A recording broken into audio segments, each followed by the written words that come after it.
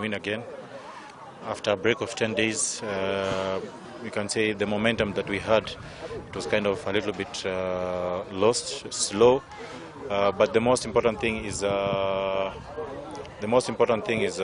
win. And if you get such kind of win, we know Chemilil, they're not an easy team. They've got more points here in Nairobi, especially here in Machakos. So for us, winning again, it's a good thing, a good motivation for the players.